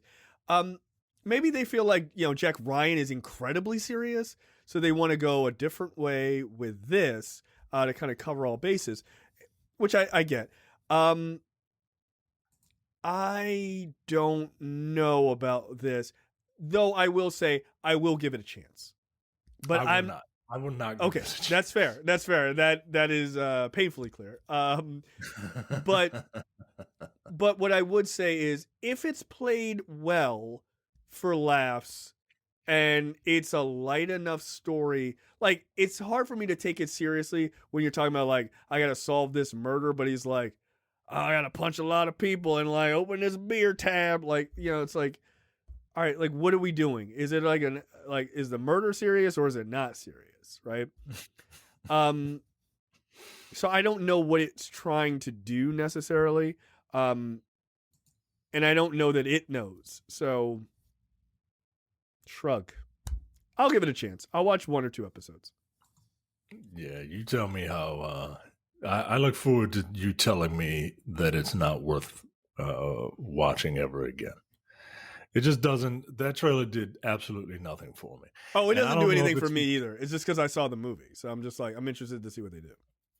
And I don't know if it's like Amazon, when it comes to these types of shows, has a certain, like Jack Ryan, and to a lesser extent, Without Remorse. Mm-hmm. That's the tone that I was kind of imagining. Yeah, You that's know. more of the tone of the movie. Yeah, and not everything has to be that, but I'm going in with that in my head, and I don't get paid to review things, so I don't have to go in with the benefit of the doubt. But yeah, I was expecting something a little more self-serious and not necessarily like this. This feels like it's aiming for a certain crowd, and that crowd is not me. I feel like it's a crowd that wants to fuck that guy. That's it. Yeah, That's that it. feels like 40 to 50-year-old women in middle America. That's where this is aiming for me. right. And look, it's And fine. there's nothing wrong with it. No, it's right? absolutely nothing There's wrong with nothing wrong with it. That dude is a handsome man, and I would like to see him in something that's geared a little bit towards me. Like if that dude was like a soldier in something, like Well, that's what Jack Reacher is a soldier. Like that's the whole okay, thing. if he He's a was former soldier. if he was in a movie, is this a movie or a TV series? It's I a don't know. series. I think it's a It's a TV series. series. Yeah. I don't know if he was in something that took itself a little more seriously, then I'd be all about it. Yeah. Right? I'm not expecting Shakespeare from this dude. Right? Like I expect him to that's probably a good thing. right. I expect him to kick ass and take names, but and maybe it's the music, right? That like like that music was just, I don't know. Not putting your best foot forward for me. It feels like, yeah, it really feels like they're aiming right at the Midwest moms for this one. Like, yeah, like it's got enough action for like the Midwest dad, but it also has got this like big muscular guy who's gonna take his shirt off because you wish you dated that guy in high school. Midwest mom, right? Like he's captain of the football team type of shit. That's what it feels like, and I'm okay with that. If it like it has that aim, and I'm okay with that. If the story is good enough where it's like it takes itself serious when it needs to, it's light when it needs to, it could work. It's not a good trailer. Like it's not a good trailer. Not for what I think that series should be. Now there are a lot of moments in the Jack Reacher movies where like people are just like, "We're gonna kick your ass," and he's like there's a moment in the first movie where he's like at a bar and this guy like tries hitting on some woman, or he hits on some woman, and they're like, "All right, we're gonna take you out back. That's my sister. I'm gonna beat the shit out of you, me and my friends." And he's like, "All right, remember, you asked for this." And then he just beats the shit out of all of them. It's a little bit more reasonable coming from this guy versus Tom Cruise. Yeah, because all of those guys were definitely over 5'6". And this guy's a fucking monster. So like, yeah, it makes sense. Like he was like, "I'm just gonna break all of your hands." And it's like, yeah, that's probably exactly what would happen. So they got the build down. I don't know that they're, and I never read the books, so maybe the books aren't so self-serious either. Maybe they're kind of light mystery, actiony novels. I don't know. I'd have to ask some people that I know who've read them. But at this point, I'm at a wait and see. I'm not at an excitement point.